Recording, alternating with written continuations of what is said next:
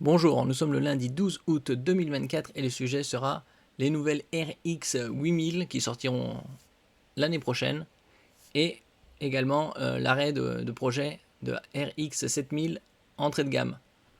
Ils se focalisent plus sur les nouveaux arrivants et ils ont bien raison.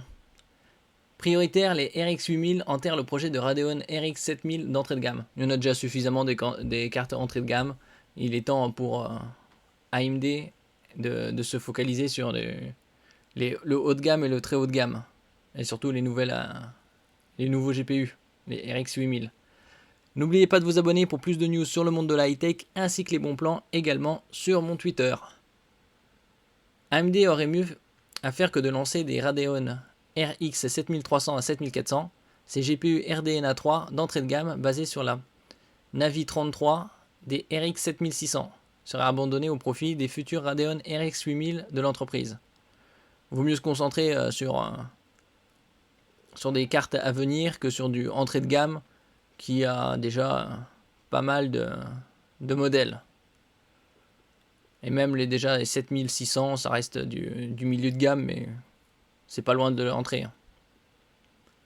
Le marché des cartes graphiques devrait bientôt se renouveler. Les différents constructeurs que sont Intel, bon, c'est dans une moindre mesure, c'est fabrique quasi aucun GPU. AMD et Nvidia qui se part la grande part du lion, on va dire, puisque 3 quarts des GPU vendus dans le monde, c'est des Nvidia. Plus de 3 quarts. S'apprêtent tous trois à lancer la nouvelle génération de GPU respectifs. Que ce soit les GeForce RTX 50, qui hésitent encore entre 2024 et 2025, il n'y aura pas d'hésitation sur 2024, ce sera début 2025. Les XE2 Battle Mage de Intel, ou encore les Radeon RX 8000, toutes promettent une amélioration de performance, bien évidemment, puisque c'est le but d'avoir une nouvelle génération. Que ce soit plus performant en termes de graphique qu'en efficacité énergétique.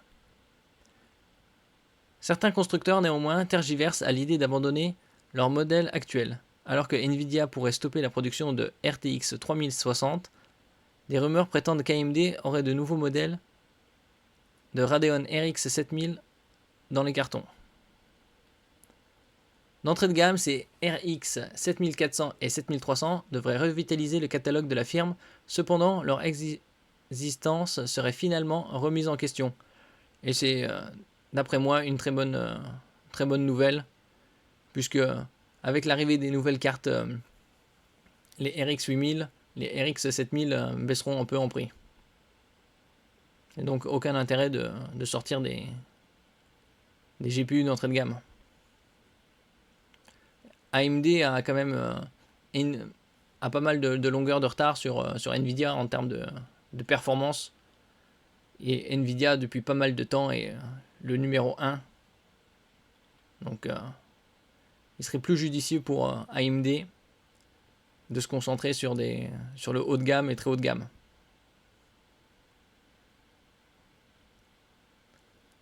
De nouvelles informations veulent démentir les rumeurs précédentes. AMD préférerait se concentrer sur ses GPU RDNA 4 de milieu de gamme plutôt que sur des cartes RDNA 3 rabotées.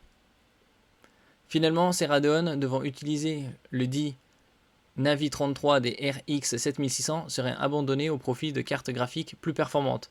Évidemment, compte tenu de la nature contradictoire de ces informations, il faut tout de même les prendre avec précaution. Après, nous verrons ça dans les mois à venir, vers octobre-novembre. Les RX 7000 d'entrée de gamme sacrifiés. Bon, pas vraiment sacrifiés, puisqu'il y a déjà pas mal de modèles déjà sortis. Quoi qu'il en soit, il serait logique pour l'entreprise de se concentrer sur sa nouvelle génération de Radeon RX 8000, devant potentiellement sortir en début d'année 2025, probablement vers février-mars. Ces cartes basées sur les Navi 48 et 44 seraient plus à même de concurrencer les futurs mastodontes de Nvidia que sont les RTX 5000, qui finalement, à cause d'une erreur de conception, seront retardés encore de quelques semaines, voire quelques mois. Et donc sortiront plutôt aux alentours de mars-avril, à voir dans les mois à venir les nouvelles informations. Au final, la production de RX 7300 et 7400 serait un risque inutile, n'apportant pas grand-chose aux consommateurs ni à l'entreprise. Bon, aux consommateurs, ça n'apporte rien d'avoir des nouvelles entrées de gamme, et l'entreprise, ils perdront de la thune. D'autant plus que les dernières cartes graphiques d'entrée de gamme sorties par la firme ont été assez mal reçues. C'est notamment le cas de la RX 6500 XT qui serait un GPU à éviter. Qui plus est, la tarification estimée des RX 8000 en ferait des solutions abordables. Le modèle le plus accessible, le Navi 44, serait vendu aux alentours de 350 $, 320 € hors taxe, autant dire 400 €. C'est certes plus cher que la RX 7600 affichée sur le site d'AMD à 297 €. Cependant, cela reste assez compétitif par rapport à l'entrée de gamme concurrente actuelle RTX 4060 vendue 329 €.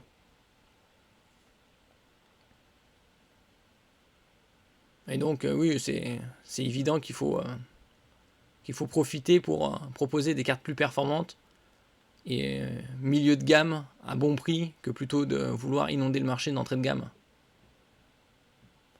Les RX 7400 et 7300, une perte d'argent pour AMD. Sachant cela, la mise en vente de GPU aux performances diminuées serait une perte sèche pour AMD. Même avec un tarif extrêmement agressif, les RX 7300 auraient certainement du mal à trouver preneur, surtout si elle est en compétition avec des GPU RDNA 4 flambant neufs. Exactement, aucun intérêt de sortir des nouvelles cartes, alors que dans 6 mois environ, il y aura une nouvelle génération. Les RX 8000, néanmoins, ne s'annoncent pas non plus comme une révolution.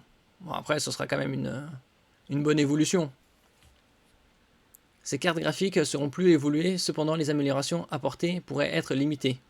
Par exemple, la vitesse de la mémoire vive GDDR6 n'évoluerait pas et stagnerait à 7 Go/s secondes. Après, s'ils mettent de la GDDR6 sur les RX 8000, normalement c'est de la GDDR7. Ce sera confirmé dans les mois à venir. Si cela peut sembler suffisant, il va falloir qu'AMD redouble d'efforts si elle veut concurrencer Nvidia. Il devrait être possible d'en apprendre plus sur les RX 8000 lors du CES, Consumer Electronics Show, qui se déroule à Las Vegas tous les ans au début de janvier, devant se dérouler du 7 au 10 janvier.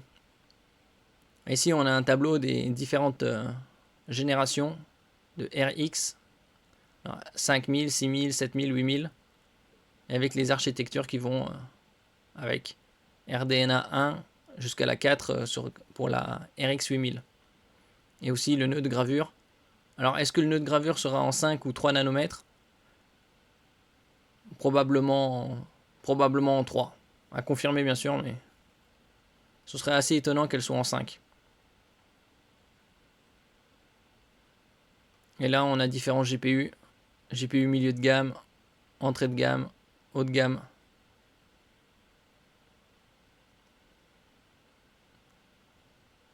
Pour l'instant, on n'a pas trop d'informations sur les GPU haut de gamme en RX 8000. Et c'est surtout du entrée et du milieu de gamme. Donc aucun intérêt de sortir des RX 7000 comme je dis. En résumé, AMD pourrait abandonner son projet de RX 7000 d'entrée de gamme, ce qui est une très bonne chose du point de vue financier et pour les consommateurs. Les Radeon RX 8000 seraient prioritaires par rapport aux 7400 et 300. Surtout que, comme je le dis, dans 6 mois, elles sortiront environ. Donc ça sert à rien d'inonder le marché avec des anciennes technologies. Et AMD préférerait se concentrer sur ce nouveau GPU basé sur l'architecture RDNA 4. Ouais, il devrait mettre les bouchées doubles, voire plus, pour justement resserrer l'écart avec Nvidia et proposer des GPU super performants. Merci pour votre écoute. N'oubliez pas de mettre un j'aime, un commentaire, de partager et de vous abonner à la chaîne. À la prochaine fois.